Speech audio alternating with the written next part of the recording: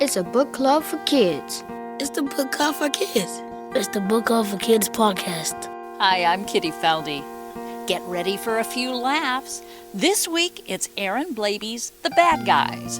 It's the story of a group of animals, a wolf, a piranha, a shark, well, you get the idea, who want to improve their reputations. I'm a genius, and I'm going to make us all heroes. Oh, he's completely out of his mind. That's our celebrity reader, actor Steve DeVorkin. The book is a very funny graphic novel. Our readers from Kimball Elementary School in Washington, D.C. make the argument that graphic novels are important. Some people, they can add pictures because some people don't have as big of an imagination. Writer Aaron Blabey says he has one rule in his writing life. The worst thing you can do in a kid's book is be boring. It's got to be fun, it's got to be exciting, it's got to be interesting, or make you sad, or make you happy, or do something. This is the Book Club for Kids, the show where kids talk about books. We'll tell you how you can be on the show a little later on, but first, let's meet our readers. Hello, my name is Jakar. Hello, my name is Darius. Hello, my name is Derek. And we're all 5th graders. And we are in Kimball Elementary School. And we are in Washington, D.C. The book is about a guy. His name was Mr. Wolf. He got a group of guys, and he wanted to turn into a good guys group, but they didn't like it, and they wanted to be bad guys. Who exactly is Mr. Wolf? Mr. Wolf is a wolf, and his buddies are piranha, shark, snake, and tarantula. Are they really bad guys?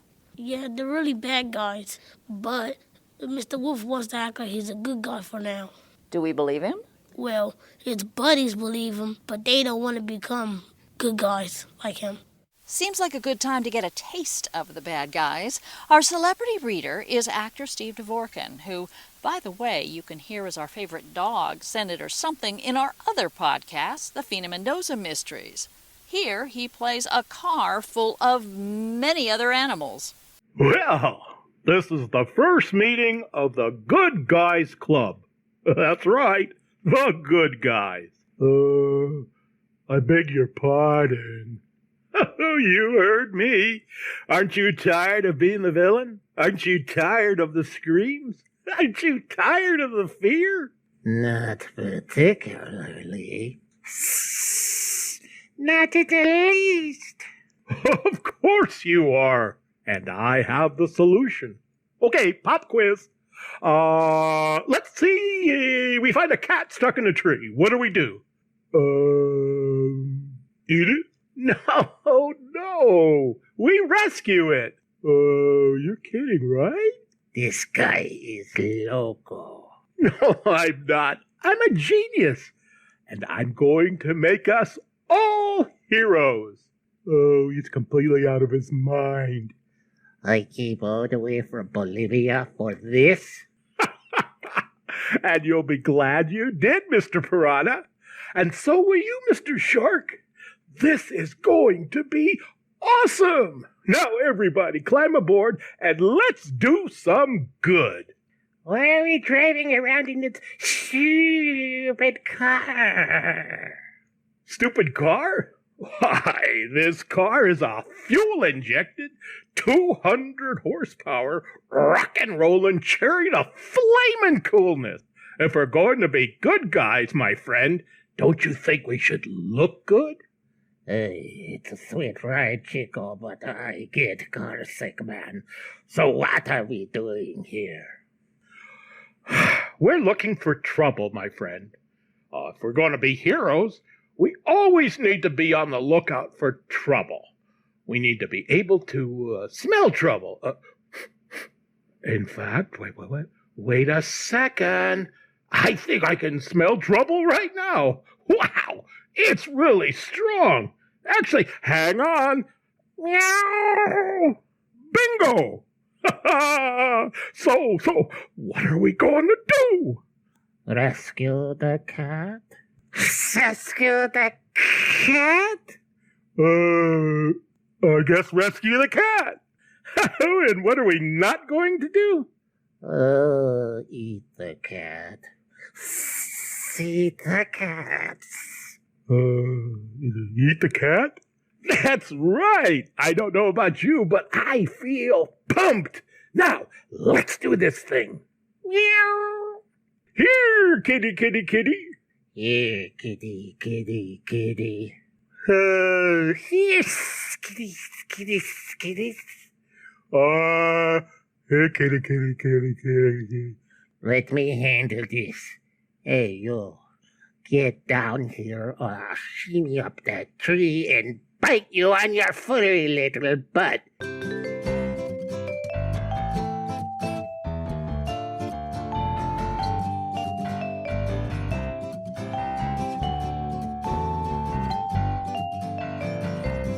Well, what makes a good guy and what makes a bad guy? What makes a good guy and what makes a bad guy is that bad guys destroy stuff and do some bad stuff, like burning down houses. And good guys, they save the world. They clean the water, they take out the trash. In the book, they was trying to be good guys, but they so-called good guys as saving chickens from a chicken farm and saving dogs from a dog pound. But it was all in a bad way. They said the dogs and the chickens supposed to be there, but no, they was being bad guys and messed it up. Would you guys say you are good guys or bad guys? We would say that we are good guys because we do our work, we listen to our teachers, we do everything. I would consider all of us at this table good guys because if you wasn't a good guy right now, you would not be here talking to us. You would be messing us up and doing all that stuff. Now, he's a good guy because he's very excellent. He's very respectful. He does all his work. He doesn't yell, scream. He likes a lot of people like me. So this is a graphic novel, so there are words and pictures. Is that a good thing, a bad thing? Does it help? Does it make a difference? Well, the pictures help because they help you to see what's going on, not just you reading. And in most of chapter books, you don't get a much good of pictures, so you don't really know what's going on. Like in Bad Guys, they showed a lot. Like the shark didn't like the tarantula. So anytime the tarantula get on it's saying, oh, and then they show the tarantula all on him. Some people, they can add pictures because some people don't have as big of an imagination, and it also helps to give a better picture of what's happening. Why is this book funny? They made it funnier by adding illustrations because the illustrations, it shows what's going on. Like Jakai said, somebody slipping on a banana, somebody getting smacked, somebody falling out of a tree. They show all the pictures so people can laugh and talk about it and have a good time. And if somebody's mad and they read a book, they can put a smile on their face. Now, I know all you guys identified yourself as good guys, but that said, which character in the book did you like the best? Mr. Piranha. It was because that he says, now I'm a piranha sandwich. Oh, yeah, they call him that. But piranhas are kind of dangerous. Why did you like him? Well, because he's always screaming. And he's also funny because he always like every time he fall down, he'll always be like, Jiggles, damn it. And then they just start trying to get him, but then he just fall down again. Well, my favorite character is Spider because of how smart he is and how he likes to use technology. And I also like to use technology just like the Spider. So you're smart and you like to use technology. Yes. My favorite character is Mr. Snake because he always wants to eat everything he sees. Like, it's so funny. He always wants to eat the chickens, the dogs. He's like, oh my God, so delicious, Chico. Well, he says like a lot of stuff, and he laughs and he giggles, and he was like, and he told them, oh, and they don't let him go inside that much because of the way he is. Mr. Shark, they use him as a disguise all the time. So what about Mr. Snake is also similar to you? He likes to climb a lot of stuff, and I love climbing stuff. And then he yells and screams and argue. Like, he doesn't play about what he does. Does that sound like you? He likes to get to work. So who would you recommend this book to? Who should read this book? A lot of people that like to laugh and love to see jokes and love animals. I would recommend this book to people that don't get to laugh a lot or very serious people because it will just give them the joy of a little bit of laughter. Well, let's chat a little bit with our author, Aaron Blabey. You guys got some questions? What do you do to make this book? So if I'm writing a story, I'll get up in the morning, I'll go for a run. And when I'm running, I find running just helps me think of ideas. So stuff tends to come when I'm running.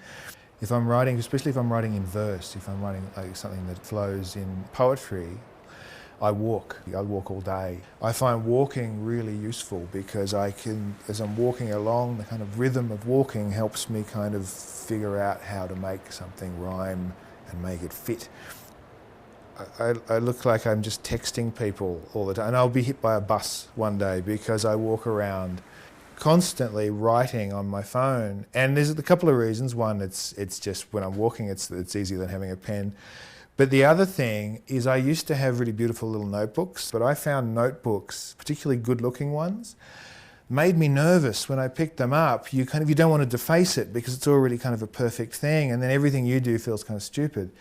Whereas when you just type it on your phone or scribble it on a whiteboard or on the back of a napkin, it doesn't matter. And that's where my best stuff comes from because I'm more relaxed than if I'm... You know the thing, if you've got a pretty notebook, it's like sort of chiseling something into stone. You want every mark you make to be kind of beautiful, whereas it's much more effective, I find, to just scribble, and make a mess. I call it or a lot of people do, call it trying to capture lightning in a bottle. That's what it is. It's trying to catch something that is, you can't see it. You just have to, because that's what I do, or what people who write or paint, or our job is to make something out of nothing, which is a pretty amazing job to have, really. But that's what it is. At the end of the day, it's just me walking around thinking up stuff and then trying not to get in the way of it. So that's what I do. I sort of scribble it down on something easy. When I think about it, the first book I ever wrote was written on a piece of toilet paper. Yeah, it was Pearl Barley and Charlie Parsley. It actually started, this little bit here in the frame is my boarding pass when I was on a plane. I wrote the first bit on that, and then that night I was staying with some friends and I didn't have any paper and everybody was asleep, so I went and got some toilet paper from the guest room and I wrote the book, and it's exactly word for word the book. So you don't need anything fancy at all to write a book. I mean, I did it on a piece of toilet paper. If I'm painting though, if I'm doing the artwork, so we take the kids to school, I go down to my studio and I start painting, and I put on music. And music's really, really important with what I do. It helps me kind of create the right mood. Most of my inspirations of writers tend to be songwriters because I find a lifelong love of songs and songwriting has had a really, really big influence on how I make my books. Because for me, there's songs. Instead of having a tune, I've got pictures. We inspired you to write the things that's in your book, like the jokes and the names and stuff, and the criminal record and stuff like that. They can come from anywhere. You can see something on the street, or somebody can say something, you can hear a word. What made you make everyone animals instead of real people? I asked my little boy once, what are your favourite animals? And he started listing them off and he was going shark, tiger, pig. There's a little sign in my studio, I have it on my desk, and it just says, don't be boring. And I find that the best piece of advice I can give myself every day. But the worst thing you can do in a kid's book is be boring. It's got to be fun, it's got to be exciting, it's got to be interesting, or make you sad, or make you happy, or do something. And I have that sign there to remind me to never, ever, ever, ever be boring.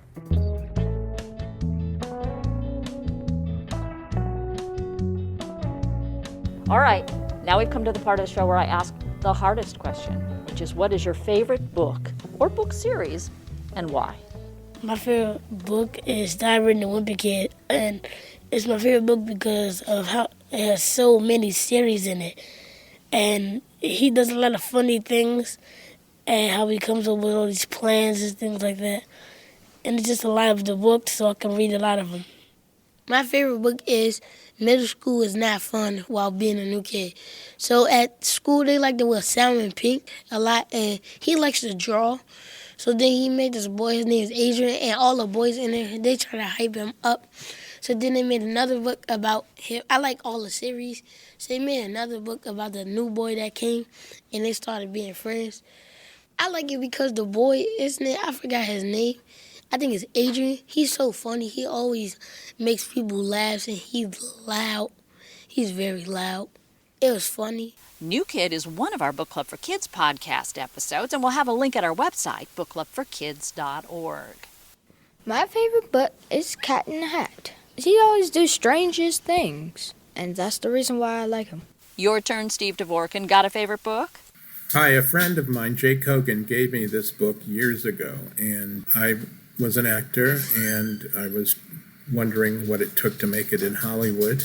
And I read the book. I knew about William Goldman, but even at that time, it was a revelation to know that all those people who were saying no to me at the time, and maybe those who were saying yes, didn't know anything. And happy mistakes happened, and other mistakes happened.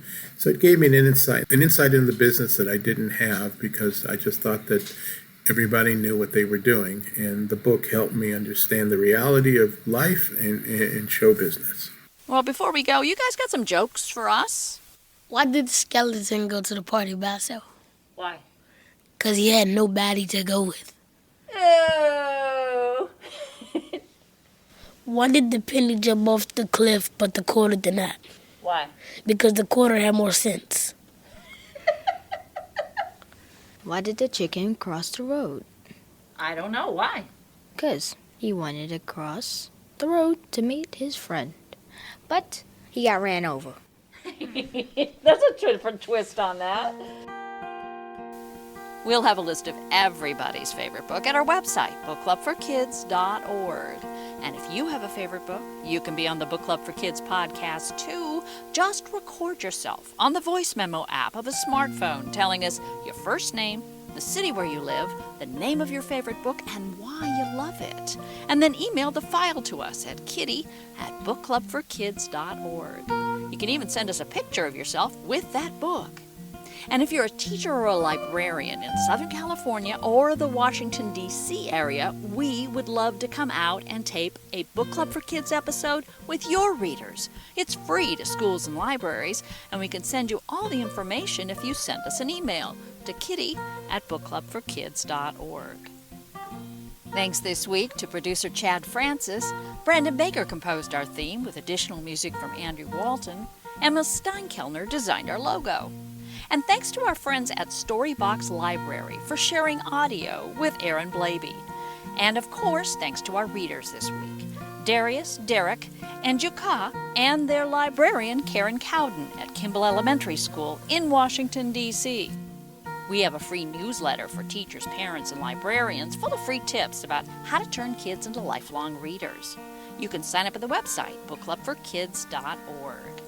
And if you've been waiting to listen to the entire second season of the Fina Mendoza Mysteries podcast, this is your lucky week. All 18 episodes are now available to binge.